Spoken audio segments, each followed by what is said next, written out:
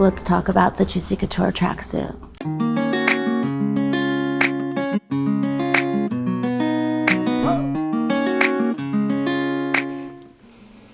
Do I have enough bronzer on? So I was a teenager in the early 2000s, and there's been a lot of 2000s nostalgia happening lately with things like Y2K fashion, Mean Girls re-coming out, Barbie. When I saw that Joann's had yardage of Juicy Couture of Velour coming out, I decided I had to make myself a Juicy Couture tracksuit. So hello and welcome back to Ashley Main Makes, and today we're making a Juicy Couture tracksuit. Now, this was something I used to wear a lot as a teenager. I used to wear knockoffs. At the time, I was plus size, like I am now, and they were also really expensive. So this was never something I could have. We're doing a little bit of teenage Ashley wish fulfillment today. So to do this, I'm using a couple of Cashmerette patterns. I'm using the Cashmerette Stanton Hoodie and the Ashwood Pants from their Cashmerette Club membership. Full disclosure, I was gifted a Cashmerette Club membership here a few months ago, but I am 95% positive this was not exactly what they had in mind. But bonus also, it does coincide with Cashmerette's Black Friday sale, which I do have a very special link for you guys. So right now, the full access Cashmerette Club membership is on 25% off. And with my link, cashmerette.com/Ashley, you will get not only 25% off, but a free pattern of your choice, including the newest one, the Grafton pattern, which is very exciting, or of course the pattern of your choice. What the all access membership includes is the 24 patterns that Cashmerette has already released, the next 12 patterns for this year. It does also include the bonus of the full Cashmerette Stanton hoodie, which I made today. And then of course with my link, you'll get a free PDF of your choice. So that's 38 Cashmerette patterns for less than $100 US. And so I think it is an absolutely wicked deal. And of course it is all in Cashmerette's fantastic sizing, the full size range from 0 to 32, and in their regular cup size range from C to H cup. With all that being said, I am exceptionally excited. This is the first ever affiliate link that I have had on the channel. You guys know I'm a Cashmerette super fan, and I have been for a really long time. So it means a lot to me that they are supporting me and my little channel. Like I say, I think it's a really good deal. There's a lot of beautiful patterns in there, including this month's beautiful winter coat. So I hope you guys are as excited about it as I am, and let's get into this ridiculous velourness. So this project is already starting off difficult. It's going to be another floor cutting out project, unfortunately, because this fabric is very soft and very slinky and it wants to slide all over the place. The other factor is it has a nap.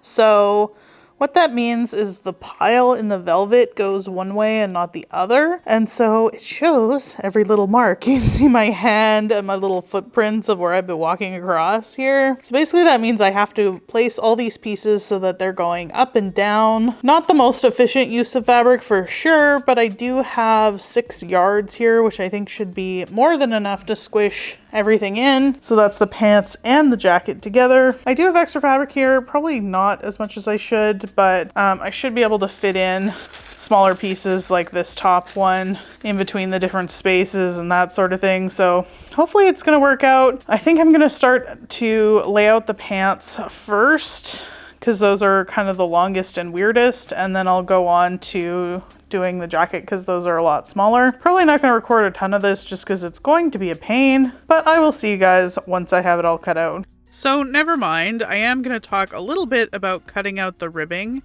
Now, this was the Juicy Couture ribbing that went with the velour, and it came in 1 yard pre-cut sections that were 5 inches high. And this seems very convenient in theory, but in practice it was a little bit annoying because it's not continuous, so that meant I had to fit the pieces onto the yard and make it the most efficient as possible. And what that basically ended up meaning was I had quite a bit of extra waste, which I don't really appreciate.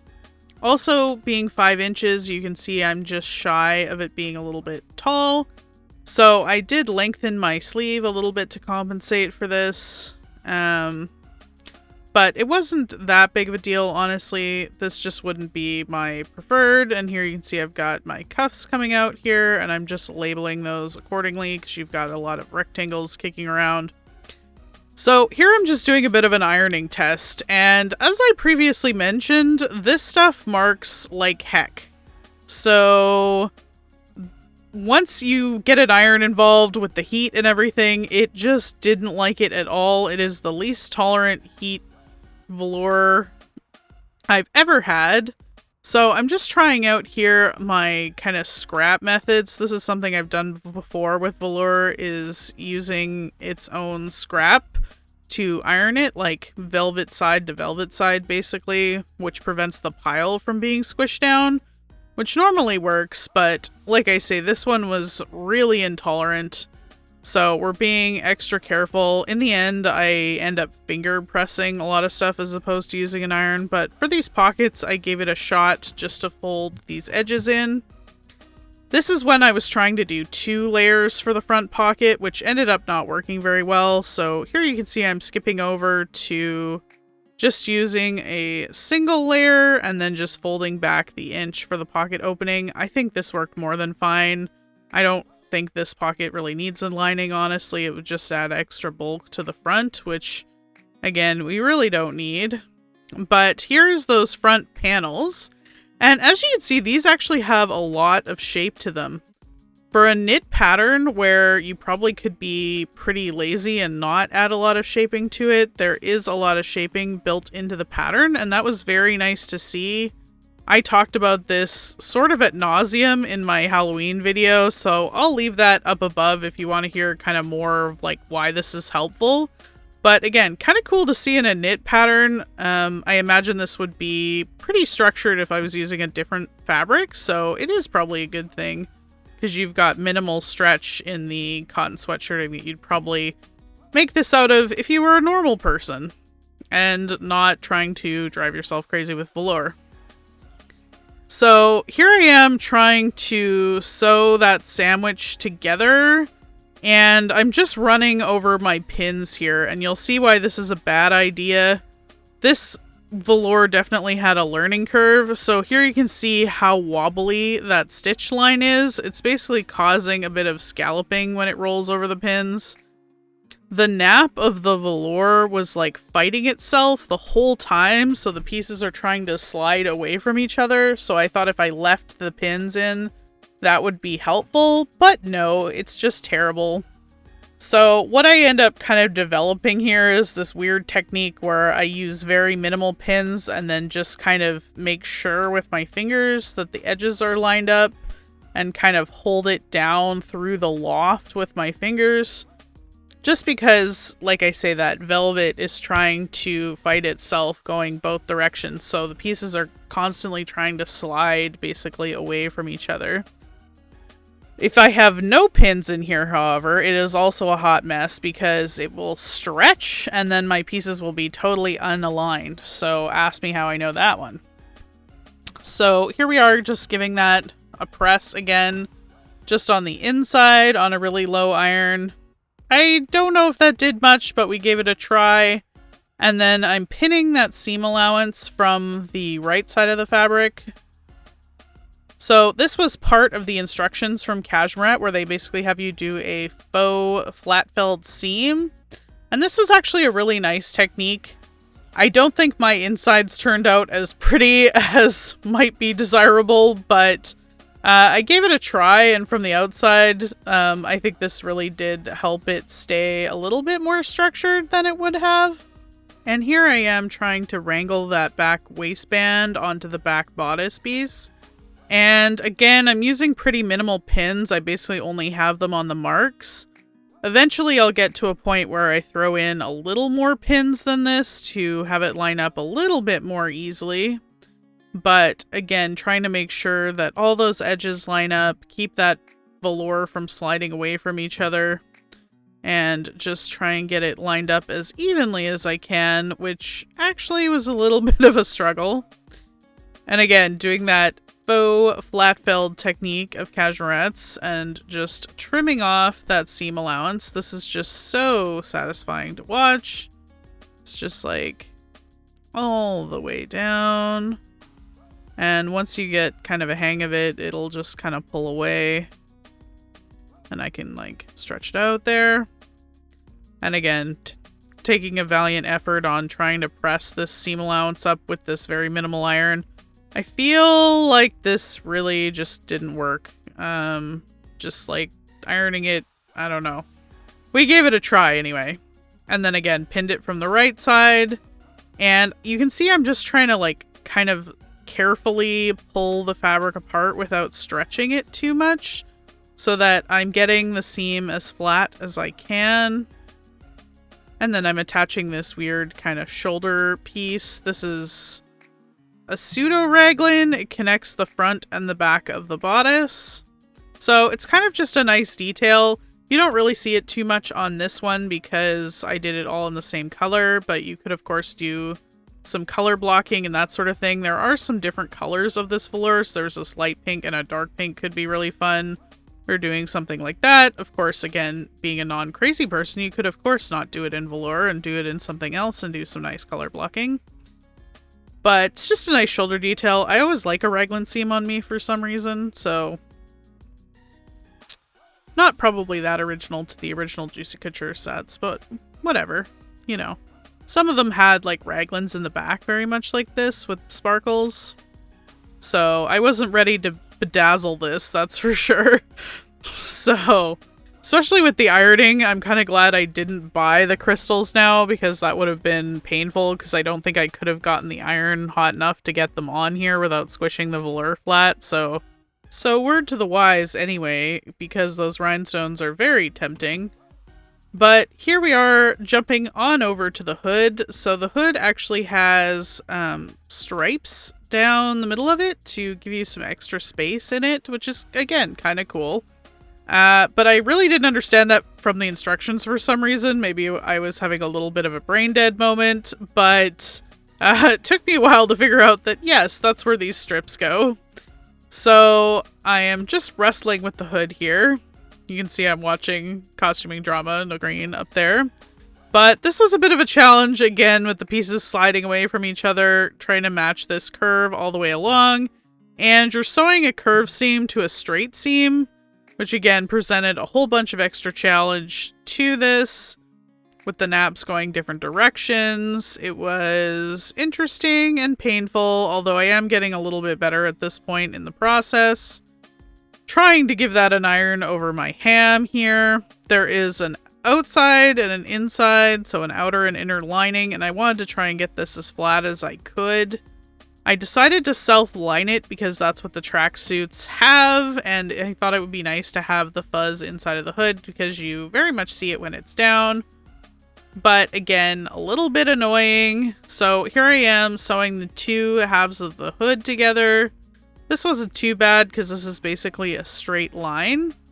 And they have you do a really interesting thing here. So again, you're going to sew these two together and then I'm going to slide them back. So I'm going to slide them back like an inch here, which you can see me just measuring and make sure I have it out. And I'm pressing that with my self scrap here of velour, just trying to hopefully press that 1 inch in. And then I'm pinning along that seam line, making sure all my seam allowances are flat and nothing is twisted in there that would keep it from being as flat as I could manage it.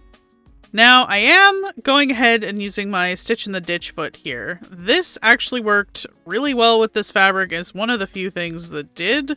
So in the pattern, they have you stitch from the right side and just stitch 1 inch from the edge. And I opted for using this stitch in the ditch foot again because you're going to see it so much from the outside. And this was actually really easy to do on this velour because it keeps everything in line.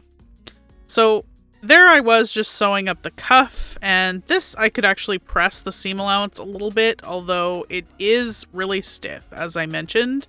And I'm just using my other ham, my arm ham, I don't actually know what the technical term for those is, and then flipping it right side out, and then I'm just going to go ahead and give it a press again, just trying to cement that edge and keep it all in place.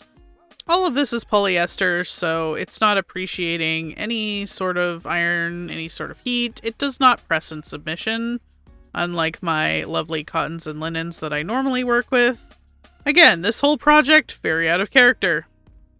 So here I am stretching it onto the machine, and this worked out okay. It's probably a little tight. Should I have done this? Maybe not. But it did keep it stretched in place to put these cuffs on, so it worked out perfectly fine. It's basically the size of the outside. So it was fine to have this on my free arm on my machine here and just going all the way around with a zigzag this time, just to make sure that nothing will blow a stitch. The rest of this project I pretty much use straight seams all the way through because that's what the Cashmerette instructions have you do. So I am just basting in the zipper here, and you don't honestly catch me doing this too often, but again, with how much everything was shifting and driving me crazy, opting to hand baste actually worked out really well. And then I basically end up machine basting here. I really didn't need to do this step actually with the hand basting, but I'm going ahead with my zipper foot here and stitching it onto the fabric before I go ahead and flip it around, forgetting that there's a whole facing involved in this whole thing. So I was really going back and forth on interfacing these front facings, but I didn't have any knit interfacing in my stash. But then I remembered I had this basically knit interfacing tape that I had accidentally bought, so it worked out really well. A lot of the ladies recommended in the Cashmerette group that I not interface the whole thing, that they didn't end up liking that, so actually just interfacing right along the zipper I think was a good call, and using this knit zipper tape worked out really well. So here I am very carefully going through the facing, through the zipper tape, and then through the other layer kind of blindly here with my zipper foot, just being very ultra careful and trying to keep it from sliding away on the whole thing. Again, you could baste this first. You might have been good to, honestly. I probably should have basted that in place as well. And then I got out the stitch in the ditch foot again, and I am just stitching in the ditch along the bottom band. I know we're jumping around a little bit here, but this is basically the point at which the bottom band attaches to the jacket, and I think this is really good to keep it solidly in place. And that stitch in the ditch foot came in clutch yet again with this fluffy velour, so you could really see what was going on. Again, one of the few things that worked out well in this project in terms of sewing technique. I felt like I didn't know what I was doing half the time on this one. Speaking of not knowing what I was doing, I am now applying the twill tape to the edge between the hood and the actual jacket itself. Now, I struggled with this a lot to get the twill tape to actually stay in place where it was supposed to on the fluffy velour. It kept trying to slide away from me again, and I thought I was going to throw a fit. I probably should have basted it. Again, if you were using something like a normal fabric, you probably wouldn't have that issue at all, and you would have just run right through, because I'm pretty sure I've done that technique before and I had no issues. But on this one, you just got to remember that nap all the time. So here I am in the final stages here. I'm just top stitching along the whole edge of the jacket from the outside. So here I am reaching where that twill tape is on the inside. I have it all pinned down in place to keep it there. If you don't do that, it will not stay. So make sure you do that. But here I am just spinning the corner and going back along the other side of my zipper. And this just gives you a really nice clean finish down the center of the jacket. Now this fabric really stretches again, so I might have gone the same direction on both jackets because it ended up misaligning the front of my jacket a little bit. So again, future, if you're working something as stretchy as this, you might want to do one way, like go to one side, do one side, and then the other. Here I am doing my own little detail where I've hopped over the pants, and this is the waistband of the pants, and I'm adding a little bit of elastic to the center of the waistband, which will end up being the top edge of the waistband. Because I didn't cut the curved waistband like Cashmerette is showing in the picture, I was really worried about these pants just sliding off and falling down because I really don't have a lot of hips.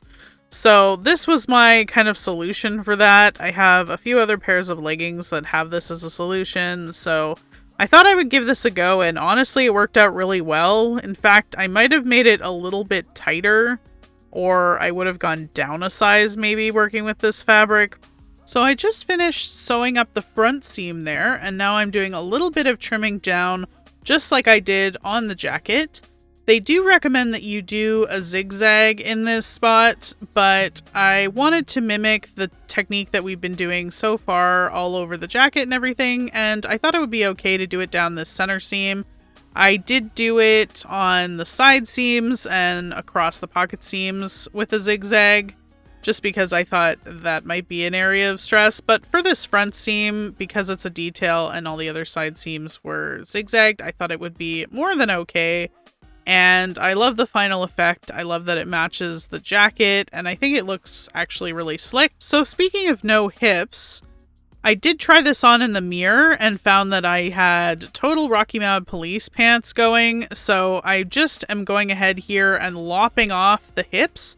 This is really the only adjustment I needed for this pattern, and this is definitely a me issue. So this was totally fine and was a really simple change to make. As you can see here, that's basically all I did, was just lopped off that extra inch on the side. I mean, it was fairly significant. I basically totally ended up straightening off the line of the pant, but that totally worked okay and everything was fine with that. And then I'm just hemming the bottom. And here is the pink outfit in all its glory. Is this the finest thing I've ever sewn? Absolutely not. Will I be wearing this as a full outfit again? Probably not. But am I really happy with the result as a lounge outfit? 100%. I think it worked out great, considering these patterns are definitely not meant for stretch velour. I might have gone down a size in the hoodie just to get a fit more like the original Juicy Couture jackets, but I'm really happy with it. But the real sleeper here, I think, is these pants. I really like them and would really like to make them up in a ponte or something like they're actually meant to be made in and have them be a little bit dressier. So I hope you guys enjoyed this bit of nostalgic ridiculousness today. And a big thank you to Cashmerette. I will leave the link to the 25% off plus free PDF pattern in the description bar down below. Thank you guys for all your support. We recently hit 3,000 subscribers on this channel, so it just goes to show how much your likes and comments have really helped this little community grow, and I deeply appreciate it. It feels like we're starting to build some momentum, and I'm really excited for what we're gonna do going forward. Of course, if this ridiculous video is your first time here, please hit that subscribe button down below and join our little community, and I'll see you on the next one. Bye guys!